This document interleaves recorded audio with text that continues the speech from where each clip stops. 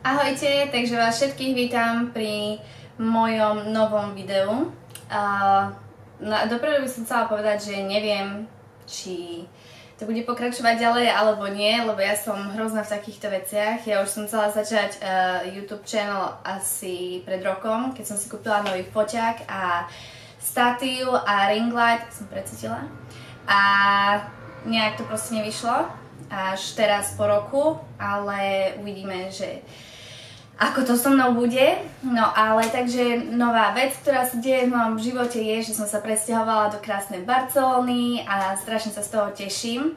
Som tu už 6. deň a zatiaľ nemôžem byť šťastnejšia, naozaj sa cítim, že možno som našla miesto, kde zostanem aj dlhšie, uvidíme. A strašne veľa sa ma pýtalo, že ako to vlastne začalo, že prečo som sa práve presťahovala sem. A neviem, bol to taký spontánny nápad mojej kamošky Peti. Môj plán bol, keď som sa vrátila z Afriky, že sa zamestnám niekde kvôli mojej mamke, že musím pracovať na Slovensku, musím ísť na matersku a bla bla bla.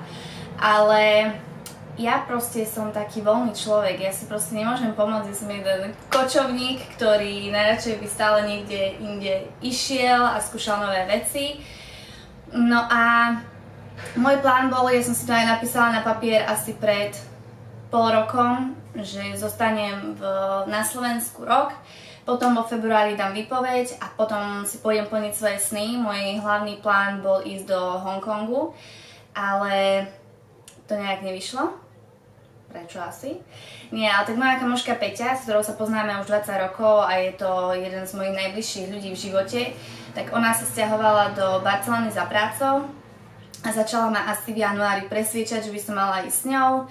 A keďže do Hongkongu som plánovala aj sama a predsa len mám príliš veľa vecí, ktoré by som chcela tento rok stihnúť, mám proste najdôležitejšiu svadbu v histórii, ženy. Vydáva sa moja kamoška Maťa, ktorej ja organizujem svadbu. Lebo som akože svadobná plánovačka, ale nie, som.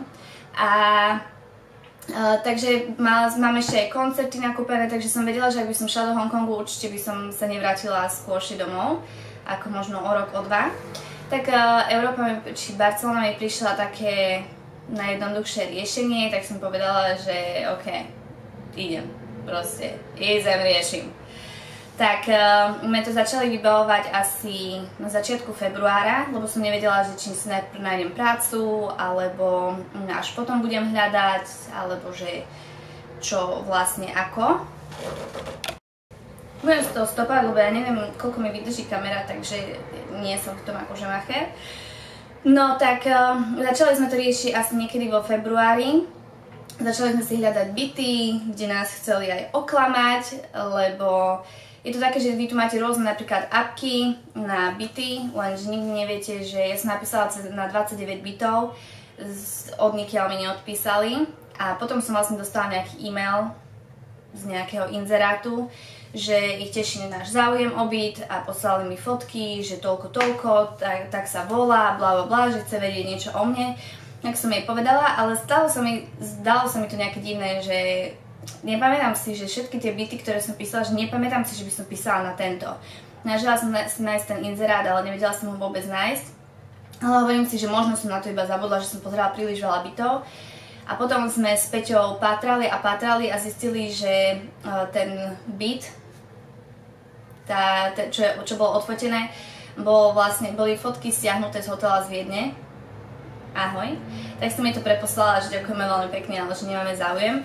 Takže sme začali sa rozhodovať s Peťou, že asi by sme mali to skúsiť cez agentúru, že budeme predsa len platiť možno viacej peniažkov za agency fee, ale bude to asi najbezpečnejšie, lebo to som myslela, že vlastne aj druhýkrát, že nás chcel niekto oklamať, že oni si proste zoberú 3000 eur za depozit a za nájom a vy ste ako na ulici.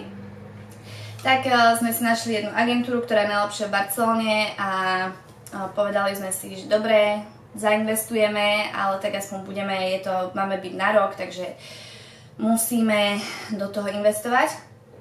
A teraz sme si našli super bytík, samozrejme, že sú tu nejaké nedokonalosti, jednou z nich je aj, že je tu strašná zima, takže si tak jemne stále tak vykurkáme izbu na 31 stupňov a ale akože možno to bude dobré v lete, teraz je to také ťažšie, keďže aj vonku niekedy fúka, je také počasie, že ja neviem ani povedať, aké tu je počasie, lebo raz vyjdem v tričku, vyjdem v koženke, v svetri, na ulici sa vyzlečím, mi je strašne teplo a potom o pol hodinu mi je strašná zima, taká, že sa idem zastreliť, potom vlastne mi je zase teplo, potom mi je zima, stále fúka, včera som si bola kúpiť ešte takú bundu, takú puff bundu, aby som mala na večeri a no, takže máme krásny bytík, zistili sme, že je v úplne najlepšej časti, ako sme si mohli vybrať, oproti máme 2 diskotéky, máme tu nejaký skatepark, máme tu samé obchodíky, reštaurácie, terasy a vlastne na druhej strane o ulicu ďalej je La Rambla, o čom sme ani nevedeli, lebo my vlastne sa pozeráme na tú opačnú stranu a vzadu sme ešte neboli a potom na tretí deň sme sa išli poprechádzať a vlastne sme začali sa pozerať, že toto mi je nejaké známe, ja už som tu niekedy bola, že ja to poznám. A potom, keď sme zistili, že to je vlastne La Rambla, tak sme začali vrieskať a skákať a neskutočne sme sa tešili, že pre Boha máme najlepšie ubytovanie! No a takže sa z toho veľmi tešíme, hlavne na leto, kedy budeme chodiť, sme tak 15 minút od pláže, peši. Takže budeme chodiť na pláž, na všelijaké festivaly a budeme mať pohodu, takže z toho sa veľmi teším. No a stopnúť. Musela som si jemne zotrieť lesku, lebo som si príliš veľmi vykreslila pery a vyzerá to divne. Taká kačička, ahoj. No a takže som chcela povedať, že máme krásne ubytovanie a teraz druhá vec, ktorú sa ma pýta veľa ľudí, že čo vlastne tu idem robiť a že či už mám prácu a tak som vám to chcela tak zhrnúť v prvom úvodnom videu. Takže ja zatiaľ momentálne nemám prácu, chcela som si oddychnúť po mojej predošlej kariére. Lebo som mala a hlavne posledné 2 týždne tým, že som sa sťahovala vlastne z Bratislavy do Košíc a potom sem a mala som strašne veľa stresu, bola som chorá, takže som nemala ani času si vydýchnuť, tak som si povedala, že ešte si nebudem hľadať prácu. Zaplatila som si nájom na 4 mesiace dopredu a mám nejaké našetrené peniažky, takže I should be safe. Takže nestresujem a neviem. A vlastne prečo som sa presťahovala je, že ja milujem to na sebe a som na to najviac pyšná, že keď niekto sa ma napríklad spýta, že ako sa máš, tak vždy keď som žila, dajme tomu v Ázii alebo v Afrike, ja som proste iba spustila čo všetko nové a strašne veľa mojich kamošiek vravelo, že oni ma milujú počúvať a že proste stále sa niečo deje v mojom živote a že je to úplne úžasné a inšpirujúce. No a minulý rok vlastne som sa dostala do toho bodu, pre mňa najväčší strašiak v živote, no nie že najväčší strašiak, ale chápete to, je, že nechcem prejsť do toho štádia, keď sa ma niekto spýta, ako sa mám, tak poviem, že z roboty domov.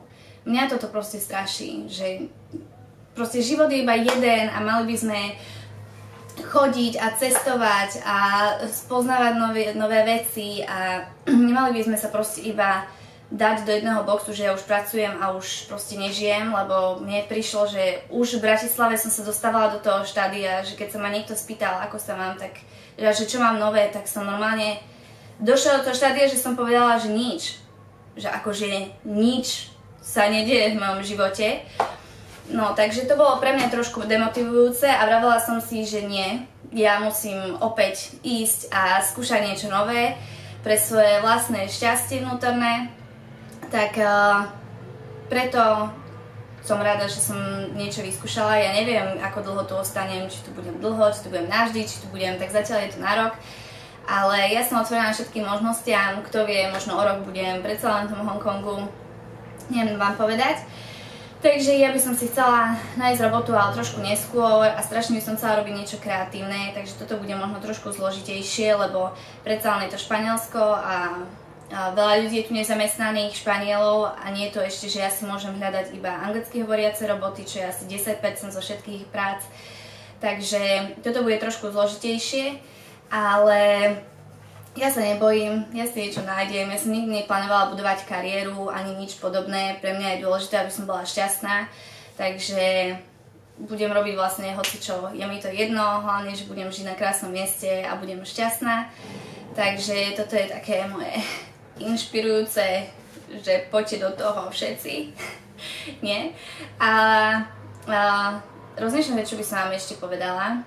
Budem sa snažiť natáčať aj vlogy. Mám aj jeden plán, vlastne ešte som sa chcela k tomu vrátiť, čo by som mohla robiť, ale uvidím, že či mi to vyjde a že ako to vypáli.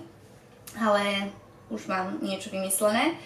No a chcela by som natáčať vlogy, chcela by som vás povodiť po Barcelone, po živote. Akurát tento mesiac mi príde ďalšia kamoška Erika, príde o 2 dní na týždeň, potom príde moja sestra, ideme na koncert Shawna Mendesa, čo sa veľmi teším.